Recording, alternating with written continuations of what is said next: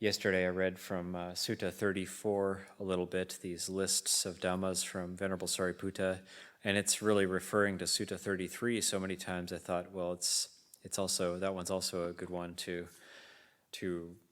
read, and a lot of these lists of Dhammas on this Sutta 33 in the Digha Nikaya. So I'll back up and actually read from that, and I think it's a little bit more comprehensible and easier to listen to than Sutta 34, the Sankiti Sutta, the chanting together. So I'll read from that I won't read the whole sutta, but I'll read through it, and there might be actually lists of Dhammas that anyone here might be more interested in looking into or asking about. And I really do think it's good to know a lot of these lists. So one of the reasons this sutta came about, or the reason it came about, was the Nigata Nataputta had just passed away, and it was Venerable Sariputta saying, we need to look into these, we need to be reminded of these sets of Dhammas so our community doesn't be divided and we can all be on the same page. So, thus have I heard. Once the Lord was touring in the Mala country with a large company of about 500 monks. Arrived at Pava, the Mala's capital, he stayed in the mango grove of Chunda the smith. Now at that time, a new meeting hall of the Malas of Pava called Ubataka had recently been built, and it had not yet been occupied by any ascetic or Brahmin, or indeed by any human being. Hearing that the Lord was staying in Chunda's mango grove, the Malas of Pava went to see him. Having saluted him, they sat down to one side and said, Lord, the Malas of Pava have recently erected a new meeting hall called Ubataka, and it has not been occupied yet by any ascetic or Brahmin, or indeed by any human being. May the blessed Lord be the first to use it. Should he do so, that would be for the lasting good and happiness of the Malas of Pava. And the Lord consented by silence. Noting his assent, the Malas rose, saluted him, passed out to his right, and went to the meeting hall. They spread mats all around, arranged seats, put out a water pot and an oil lamp, and then, returning to the Lord, saluted him, sat down to one side, and reported what they had done, saying, Whenever the blessed Lord is ready. Then the Lord dressed, took his robe and bowl, and went to the meeting hall with his monks. There he washed his feet, entered the hall, and sat down against the central pillar facing east. The monks, having washed their feet, entered the hall and sat down along the western wall facing east with the Lord in front of them. The Pava Malas washed their feet, entered the hall, and sat down along the eastern wall facing west with the Lord in front of them. Then the Lord spoke to the Malas on Dhamma till far into the night, instructing, inspiring, firing, and delighting them. Then he dismissed them, saying, Vasetas, the night has passed away. Now do as you think fit. Very good, Lord, replied the Malas. And they got up, saluted the Lord, and went out, passing him by on the right. As soon as the Malas had gone, the Lord, surveying the monks sitting silently all about, said to the Venerable Sariputta, The monks are free from sloth and torpor, Sariputta. You think of a discourse on Dhamma to give to them. My back aches, I want to stretch it. Very good, Lord, replied Sariputta. Then the Lord, having folded his robe in four, lay down on his right side in the lion posture, with one foot on the other, mindful and clearly aware, and bearing in mind the time to arise. Now at that time the Niganta Nataputta had just died at Pava, and at his death the Nigantas were split into two parties, quarreling and disputing. You would have thought they were bent on killing each other.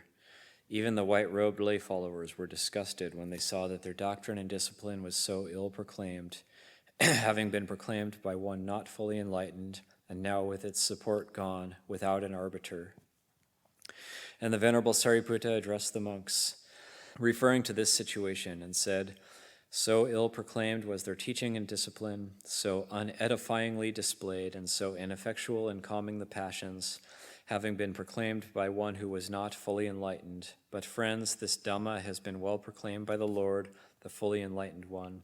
And so we should all recite it together without disagreement, so that this holy life may be enduring and established for a long time, thus to be for the welfare and happiness of the multitude, out of compassion for the world, for the benefit, welfare, and happiness of devas and humans. And what is this Dhamma that has been well proclaimed by the Lord? There is one thing that was perfectly proclaimed by the Lord who knows and sees, the fully enlightened Buddha. So we should all recite together for the benefit, welfare, and happiness of devas and humans. What is this one thing? All beings are maintained by nutriment. And another one thing, all beings are maintained by conditions, sankhara. There are sets of two things that were perfectly proclaimed by the Lord. Which are they? Mind and body, ignorance and craving for existence, belief in continued existence and belief in non-existence, lack of moral shame and lack of moral dread. That's ahiri, anotapa. And then moral shame and moral dread, hiri otapa. Roughness and bad friendship, gentleness and good friendship, skill in knowing offenses and the procedure for rehabilitation from offenses, skill in entering and returning from meditative absorptions, skill in knowing the 18 elements and in paying attention to them, skill in knowing the 12 sense spheres and dependent origination, skill in knowing what are causes and what are not, straightforwardness and modesty, patience and gentleness, kanti soracha, gentle speech and politeness, non-harming and purity, lack of mindfulness and lack of clear awareness, mindfulness and clear awareness, unguarded sense doors and non-restraint in eating, guarded sense doors and restraint in eating, powers of reflection and mental development, powers of mindfulness and concentration, calm and insight, the sign of calm and grasping the sign, exertion and non-distraction, attainment of morality and right view, failure of morality and wrong view, purity of morality and view, purity of view and the effort to attain it, being moved to a sense of urgency by what should move one, and the systematic effort of one so moved, not being content with wholesome acts and not shrinking from exertion. That means not being content with wholesome acts is not just resting content with whatever level one has gotten to, but actually continuing to develop. Knowledge and liberation, knowledge of the destruction of the defilements and of their non-recurrence. These are sets of two things that were perfectly proclaimed by the Lord, so we should all recite them together. There are sets of three things. Which are they? 3 unwholesome roots, greed, hatred, delusion. 3 wholesome roots, non-greed, non-hatred, non-delusion. 3 kinds of wrong conduct, body, speech, and thought, or body, speech, and mind. 3 kinds of right conduct by body, speech, and mind.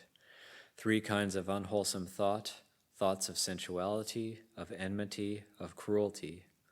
3 kinds of wholesome thought, of renunciation, of non-enmity, of non-cruelty.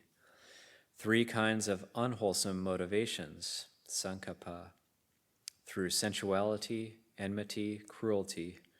3 kinds of wholesome motivation through renunciation, non-enmity, and non-cruelty. 3 kinds of unwholesome perception of sensuality, enmity, of cruelty. 3 kinds of wholesome perception of renunciation, of non-enmity, of non-cruelty. 3 unwholesome elements, sensuality, enmity, cruelty. 3 wholesome elements, renunciation, non-enmity, non-cruelty. 3 more elements, the element of sense desire, the element of form, the formless element. 3 more elements, the element of form, the formless element, the element of cessation.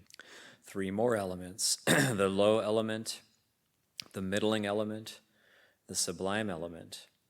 3 kinds of craving, sensual craving, craving for becoming, craving for annihilation. 3 more kinds of craving, craving for the world of sense desire, for the world of form, and for the formless world. 3 more kinds of craving, for the world of form, for the formless world, and craving for cessation. 3 fetters of personality belief, attachment to rites and rituals, and doubt.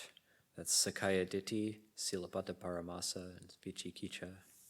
3 corruptions of sense desire, of becoming, and of ignorance. Kamasava, Bhavasava, Avijasava. 3 kinds of becoming in the world of sense desire, of form in the formless world. 3 quests for sense desires, for becoming, for the holy life. 3 forms of conceit.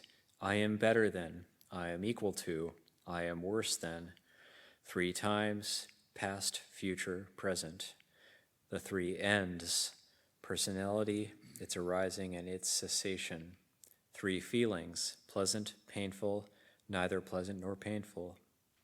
3 kinds of suffering, as pain, as inherent in formations, as due to change. That's dukkha dukkhata, sankhara dukkhata, and viparinama dukkhata. 3 accumulations, evil with fixed result, good with fixed result, and indeterminate. 3 obscurations, one hesitates, vacillates, is undecided, is unsettled about the past, future, the present. 3 things a Tathagata has no need to guard against. A Tathagata is perfectly pure in bodily conduct, in speech, and in thought. There is no misdeed of body, speech, or thought which he must conceal, lest anyone should get to hear about it. 3 obstacles, lust, hatred, delusion. 3 fires, the fires of lust, hatred, delusion. 3 more fires, these are wholesome fires, the fire of those to be revered, of the householder, of those worthy of offerings. 3-fold classification of matter, visible and resisting, invisible and resisting, invisible and unresisting. And those are apparently some sort of classification of subtle matter. 3 kinds of karmic formations, meritorious, demeritorious, and imperturbable. And there's a note on the imperturbable. This refers to rebirth in the formless world, the imperturbable. 3 persons, the learner, the non-learner, the one who is neither. 3 elders, an elder by birth, an elder in Dhamma, an elder by convention. 3 grounds based on merit, that of giving, of morality, of meditation.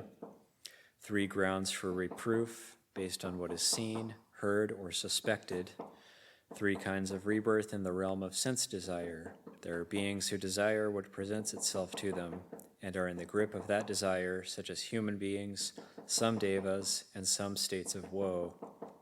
There are beings who desire what they have created, such as the devas who rejoice in their own creation. There are beings who rejoice in the creations of others, such as the devas having power over others' creations. 3 happy rebirths. There are beings who, having continually produced happiness, now dwell in happiness, such as the devas of the Brahma group. There are beings who are overflowing with happiness, drenched with it, full of it, immersed in it, so that they occasionally exclaim, "Oh, what bliss!" such as the radiant devas, the Abhasara devas. There are beings immersed in happiness who, supremely blissful, experience only perfect happiness, such as the lustrous devas, the Subhakina. 3 kinds of wisdom, of the learner, of the non-learner, of one who is neither. 3 more kinds of wisdom, based on thought, on learning, on mental development. 3 armaments, what one has learned, detachment, and wisdom. These are the 3 weapons, the weapons of learning, the weapon of detachment, the weapon of wisdom. 3 faculties, of knowing that one will know the unknown, of highest knowledge of the one who knows. 3 eyes, the flesh eye, the divine eye, and the eye of wisdom. 3 kinds of training in higher morality, higher concentration, or higher mind, and higher wisdom. 3 kinds of development of the emotions, of mind, of wisdom. 3 kinds of unsurpassables, of unsurpassable vision, unsurpassable practice, unsurpassable liberation, 3 kinds of concentration, with thinking and pondering, with pondering, without thinking, with neither. 3 more kinds of concentration, on emptiness, the signless, the desireless. 3 purities of body, speech, and mind. 3 qualities of the sage as to body, speech, and mind. 3 skills in going forward, in going down, in means to progress. 3 intoxications, with health, with youth, with life. 3 predominant influences, oneself, the world, the Dhamma. 3 topics of discussion. Talk may be of the past, that's how it used to be. Of the future, that's how it will be. Of the present, that's how it is now. 3 knowledges of one's past lives, of the decease and rebirth of beings, of the destruction of the corruptions. 3 abidings, Deva abiding, Brahma abiding, the Aryan abiding. 3 miracles of psychic power, of telepathy, of instruction. These are the sets of 3 things, so we should all recite together for the benefit, welfare, and happiness of devas and humans. There's these 3 predominant influences, oneself, the world, the Dhamma. That's atta dipataya, atta dipateyang, loka dipateyang, Dhamma dipateyang. And that's, Longpo Liam likes to reference that atta dipataya is the taking oneself as the reference in terms of what can I get for myself, and or through whatever actions I do, it's to build myself up. Loka dipateyang, that's more like taking the society or taking the surrounding society or a group or the external world, trying to be of benefit to the world. Dhamma dipataya is taking the Dhamma as this central theme and trying to act perfectly in accordance with Dhamma.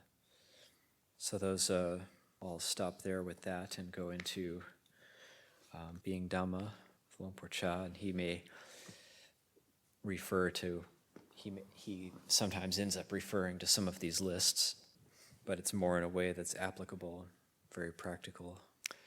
This is the chapter, Understanding Dhamma, the Here and Now Dhamma. We practice Dhamma because we see the value of noble treasure, the wealth that is within. We have attachment to material wealth, but now we try to exchange it for inner wealth. This kind of wealth will be free from the dangers of the elements, such as flood and fire, as well as that of thieves. It is something that they cannot find. No external threats can touch this happiness of mind. This is what the Buddha meant when he spoke about merit. Making offerings is one source of such happiness, because we are overcoming the tendencies toward greed and miserliness. Whatever Dhamma practice we are doing, whether it is giving, keeping moral precepts, or meditating on loving kindness toward all beings, the Lord Buddha has taught so that they should all come to a single point, the pursuit of peace. So, Paccuppanna Dhamma, the here and now truth, is something extremely important. We practice various activities we call Dhamma, such as making offerings to support the Buddhist religion, but we should know just what this is. Merely seeking merits may not bring us to the Buddha Sasana, the true dispensation of the Buddha. We need to distinguish between merit and skillfulness. Merit on its own is lacking in wisdom, and without wisdom, we will never be free of suffering. Merit without skillfulness is like carrying something and not being able to put it down. It ultimately gets heavy enough to crush us. Skillfulness knows when to let go. Together they support the Buddha Sasana. We listen to Dhamma to increase our skillfulness and happiness, and then to reflect on these things to create benefit for ourselves and others. We learn to let go, because holding on to things leads only to suffering. Dukkha, the pervasive unsatisfactoriness of life, is not the way it has to be. But do you know the causes? Suffering is in the present. We don't have to look to the past. Dhammas all come from a cause. They don't just mysteriously float up into existence. Nothing in this world can make people suffer but a lack of knowledge. Is a boulder heavy? If we just walk by it, where is the heaviness? But if we try to lift it, that's another story. So birth, youth, aging, poverty, riches, and so forth are all suffering if we don't know them. The Buddha said that we should know dukkha and the other noble truths, the cause, cessation, and path. If we do know, there is nothing to suffer over. Some people say that suffering is a fixed part of the mind, that it has been there forever. I was talking to someone about this just today. I tried to explain that suffering is not intrinsic to the mind. It arises in the present moment. You have a mood of aversion in the mind, and you experience suffering now. Think about a lemon. If you leave it alone, is it sour? Where is the sourness then? It's when the lemon contacts the tongue that sourness occurs. If you aren't experiencing it, it's as if it isn't there. When there is contact with the tongue, it arises at that moment. And from there arise dislike and afflictions. These afflictions are not intrinsic to the mind, but are momentary arisings. When the mind has attained peace, that is the end of the path. This is the goal the Buddha wished everyone to realize. But before we reach the end, we need to know how to practice in order to attain a peaceful mind. Our minds are not peaceful because they have not realized the genuine Dhamma. The mind is still unskilled and unreliable, lacking the wisdom that knows things as they are, that sees the truth of all phenomena, or sabhava Dhamma, natural conditions. Sabhava means existing like that, existing just as it is. Whether or not a Buddha appears in the world, phenomena exist as they are. They do not change into some other mode of existence. We are taught to begin with right understanding. Then there are right thought, right action, right speech, right livelihood, right effort, right mindfulness, and right meditation. We say there are 8, but they are really factors of the one path upon which each individual must travel. When understanding is correct, thinking will be correct, and so will speech and all the other factors. When the mind is established in what is correct, the entire progression of the path must be correct. Nothing will be wrong, and walking the path will lead to peace. The Buddha taught about letting go. When there is pleasurable experience, he said to recognize that it is merely pleasure. When there is painful experience, he said to recognize that it is merely pain. There is no one experiencing pleasure or pain, happiness or suffering. These things appear as a result of previous causes, but when we are practicing correctly, we won't find any owner of them. The Buddha taught us to see that it is merely happiness, merely suffering, not a self, a being, a person, or an individual entity. This is right view. There is no self or owner of these conditions. We think in terms of my leg, my arm, my friends. Thus we see self. But according to Dhamma, this is not seeing self. Understanding that these are not self is seeing self. You see it but don't carry it. If you see a snake but don't pick it up, there's no poisonous bite. It's still a snake, but the poison doesn't get you. So the Buddha said to see self. This is difficult to hear and understand. The world has its conventions. The teachings of the world, when they reach the mind of the Buddha, are all false. The teachings of the enlightened ones, when they reach the minds of worldly beings, are false. When people feel they are the owners of good and bad experience, or that these things happen to themselves, they are at the mercy of impermanence, because all things are subject to change. Being attached to them can only produce experience that is unsatisfactory. You are sometimes pleased and sometimes upset as things come and go and keep changing. There is turmoil because wrong view has invaded your mind and given you mistaken ideas. You end up carrying happiness and suffering, and they get heavy for you. If there is right view, then feeling is merely feeling. Pleasure is merely pleasure. Pain is merely pain. There is no owner of either pleasure or pain. The Buddha wanted us to contemplate in this way. If we contemplate for some time, there comes about the quality of the Dhamma that calls the mind to look and see what is going on. What exactly is this happiness we experience? What is this suffering we have? Are they something stable or permanent? Or how exactly are they? We are certainly able to look at things we've experienced before. Happiness we've had, did it end? Have we ever had unhappiness? Did it last forever?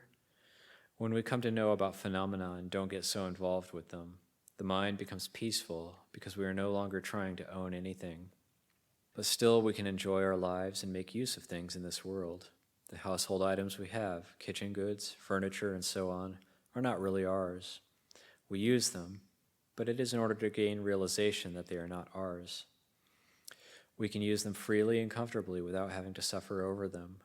We use them with a knowledge that is comprehensive and transcends ordinary ways.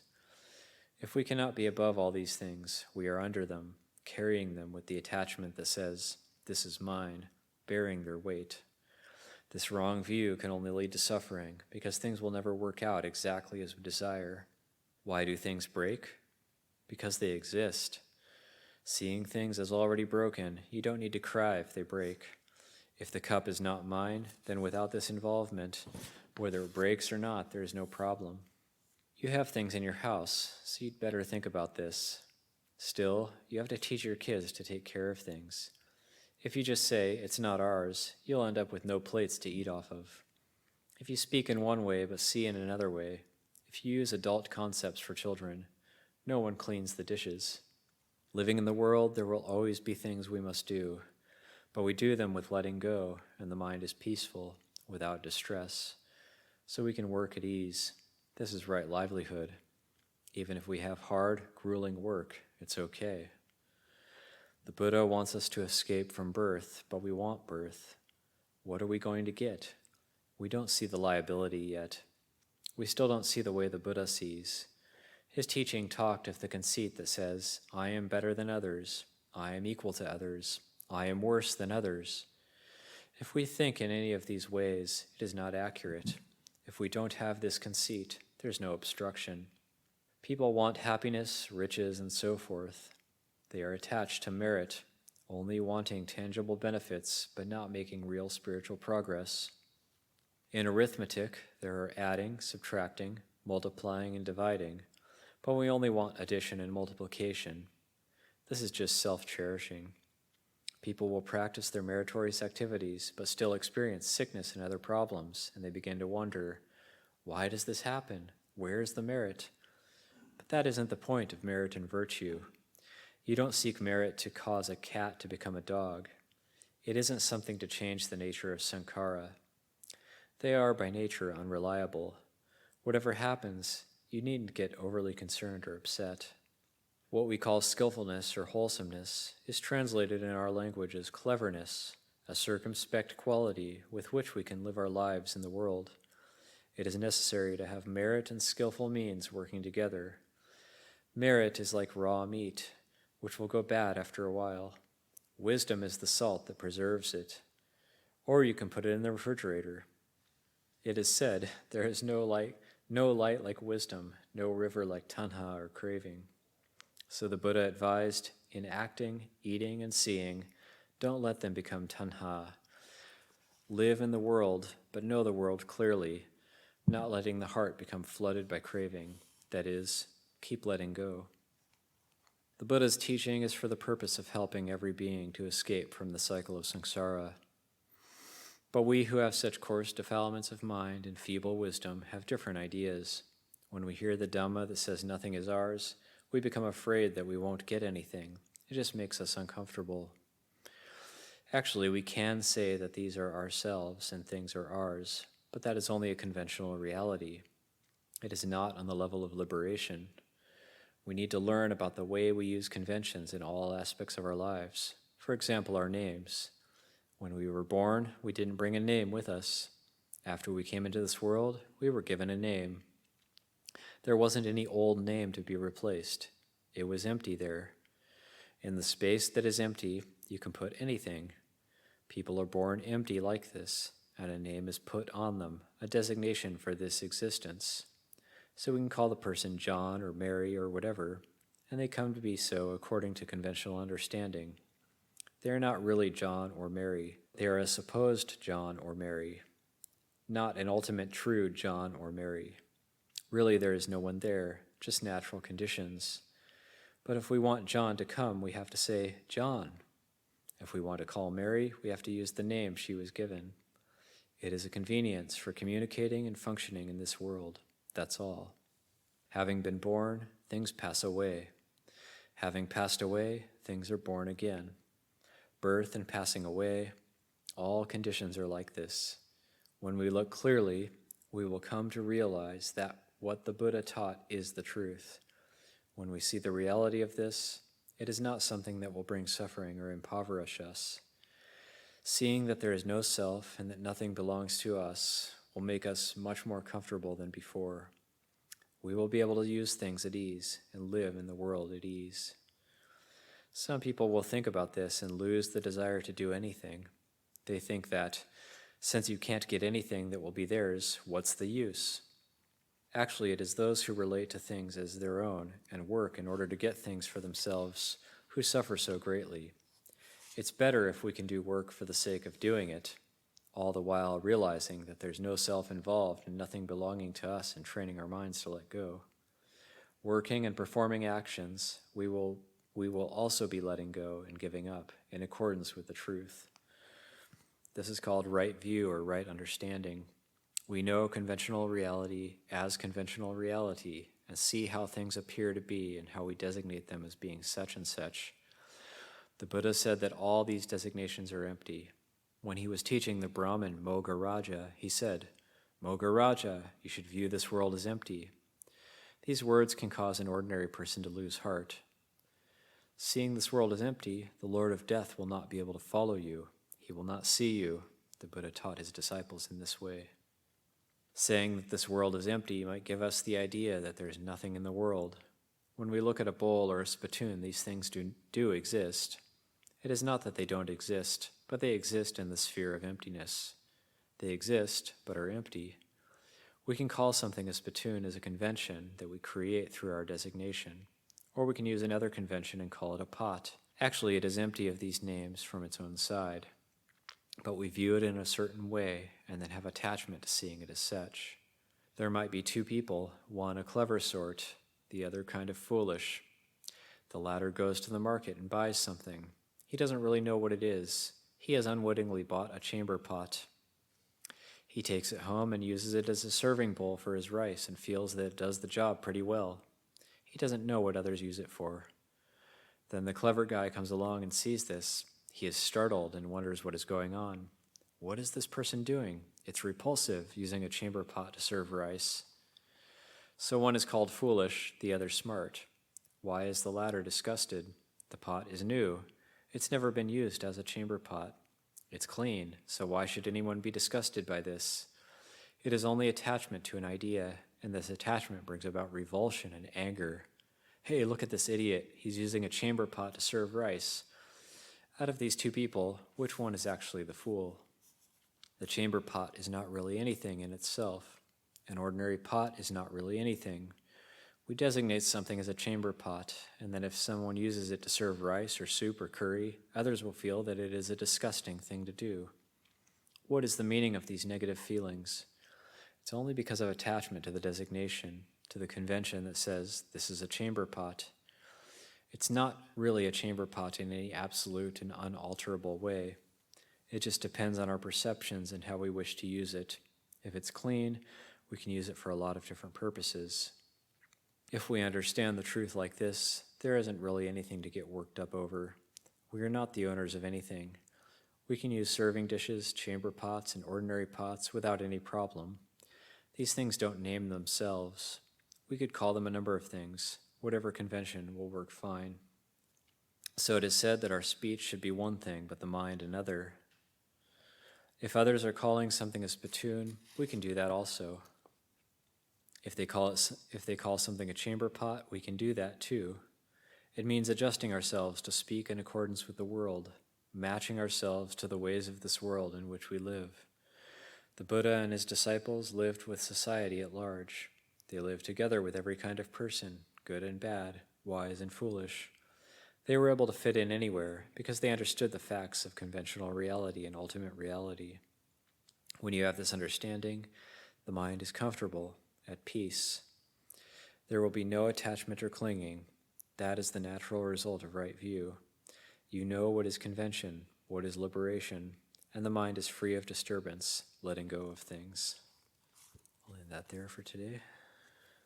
Any questions or comments? So we get many examples of how to practice, what is right view, what is right mindfulness. But I feel that in my case, and perhaps other people too, we are mostly following the ignoble Eightfold Path. So we, following the opposite path factors. So, to me it helps to hear sometimes examples of these wrong path factors. And in particular, I'm thinking about wrong effort. So what would qualify as or examples of wrong effort? Like spending all this energy but on the wrong thing. So if, any of you would like to talk about that. Wrong effort. Longpa, do you have any ideas? Well, I mean, it's you want to measure things through the result, in the sense that, because the whole purpose of right effort is to bring one to a place of well-being, of clarity, of peace, and when we expend energy in a way that is just kind of stirring us up, making us agitated, making us miserable, then there's a clue that okay, this is wrong effort, and it's you can't be too sure by the actual mode of effort that we do. How much should I sit? How much should I walk? Should I walk slow? Should I walk fast? Should I do mindfulness of breathing? Should I do contemplation of the 32 parts?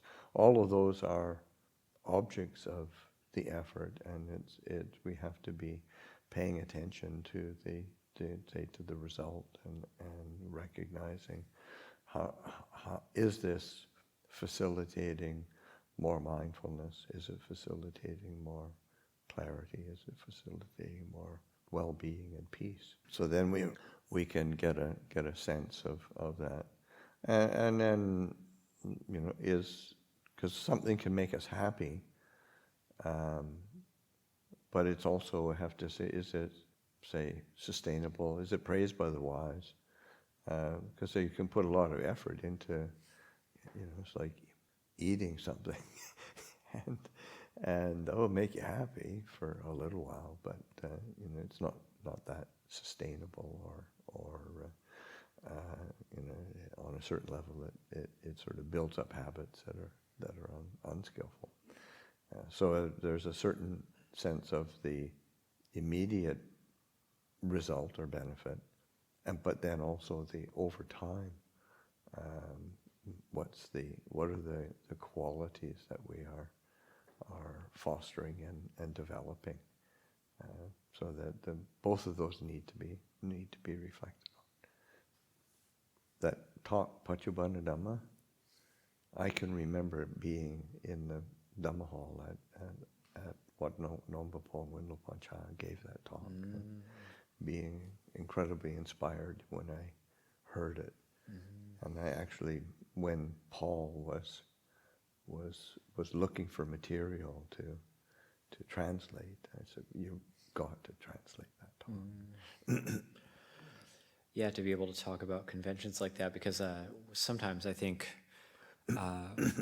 maybe especially in those days, the Westerners first going to practice there have this kind of, I guess, a cultural arrogance, like, well, why are these Asian people so attached to their conventions?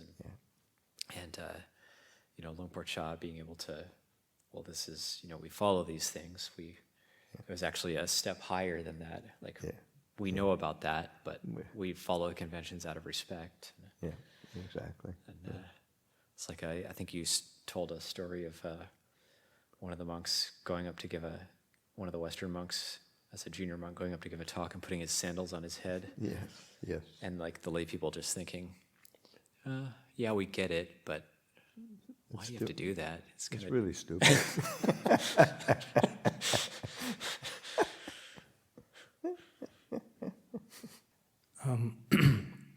So if you're constantly letting go and showing restraint, I feel that definitely there is a reduction of suffering, but I also think as you get more and more advanced, there is some sense of peace that comes in. But if you're not at that level, if you're just, kind of starting out and seeing this reduction of peace, but there's a reduction of suffering, but there's no sense of peace there yet. So in the beginning stages, how do you keep going through this constant process of letting go and showing restraint when there's a lot of discontentedness that comes up from it and you're, letting go, but there's no like good thing that can keep, give you motivation? Yeah, I mean that's actually one of the, say, aspects of the in terms of training, and it's a quality of faith actually, in sort of by drawing close to good teachers and other people who are practicing. You get a feel for the results, even though sometimes, we're not there yet, but we can see that, okay, other people have benefited from this path, and the path is exactly the same. So it gives us the confidence that, okay, I can stick with this. Because it's true, when we're first practicing, there are certain elements that we do have to take on faith, and that there actually are results to this training, because putting forth effort or restraining oneself doesn't come so naturally at the beginning, and but then as you have that sort of confidence that it makes sense, and then you see the results in others around one, or seeing, hearing, listening to teaching, seeing people who are embody the fruits of the practice. Then it gives one that confidence. Okay, I gotta stick with this. Certainly for in my case, that was seeing the example of Ajahn Chah, and then the senior monks around him, feeling that, I want to be like that. I've seen the examples of other ways of living, and it's not so inspiring. So how does it come about that we begin to abandon fixed views? Like we have these like fixed, entrenched views that things should be like this, things should be like that, people should do this, people should do that. And sometimes, we don't even notice them. They're so, deep. And how do we, begin to loosen the grip on those things and let them go? Well, a lot of it is by reflection and paying attention to the results of those views, because it's sort of like, and sometimes like by investigation and questioning, what am I assuming here with this view? Like the world should be the way that I want it so I can be happy. You take that logical extension and you realize, well, that's absurd. And I can't. If I hold to this view, I'm just going to be frustrated all the time. So that articulating because sometimes views are oftentimes not articulated very clearly. So sometimes we have to investigate. You really try to articulate, and because the views are sort of based on some particular desire or attachment or some kind of conditioned assumption, and so then So it's important to be said, what is the conditioning process? So that kind of investigation is really helpful for uncovering, seeing the underlying view that one is kind of holding or supporting or assuming. And then one can start letting go. Okay, it's just past 9, so we can continue with our morning meditation session.